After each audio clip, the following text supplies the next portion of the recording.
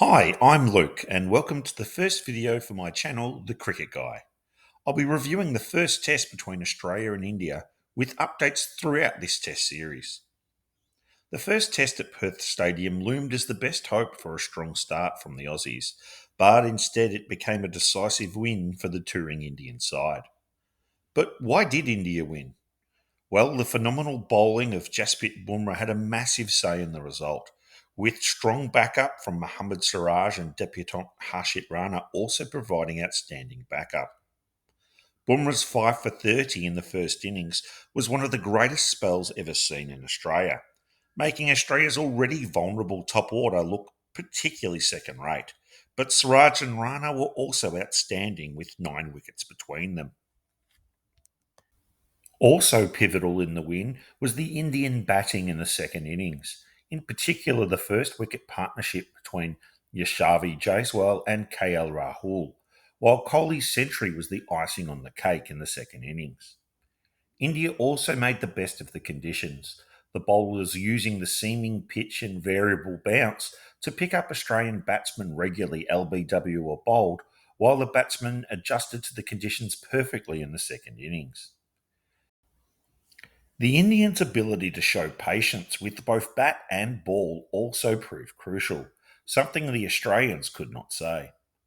The stump to stump bowling was effective, while the Indian batsmen chose the right time to occupy the crease or attack. But as good as the Indian side was, there is always two sides to a story. So, why did Australia lose? The woeful performance by the Australian top order was the major cause for Australia's loss, with the top four batsmen of Khawaja, McSweeney, Labuschagne and Smith scoring a total of just 44 runs across 8 innings at an average of a pitiful 5.5. The batsmen's inability to get behind the ball and cover their stumps was of particular concern, and while the Indian bowling was good, it didn't fully explain the terrible batting efforts. The most surprising reason for the loss was the team's lack of endeavour and application after day one. Considering the game was still very much on the line entering the second day's play, the way Australia gave up the ghost, including the skipper Pat Cummins, was a major shock. The selection of McSweeney as an opener proved to be a poor one, and his double failure was far from a surprise. The continued selections of the out of form Smith and Labuschagne also came back to bite. The final comment on the test goes on the pitch, which proved to be one of the best test pitches ever produced in the West.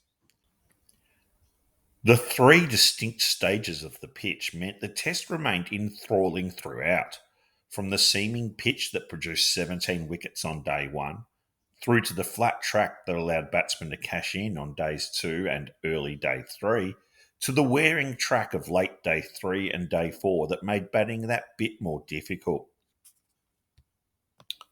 While the ICC rating system for pitches can be an interesting one, it's hard to see this pitch not getting a high rating. For myself, I'm giving it an A.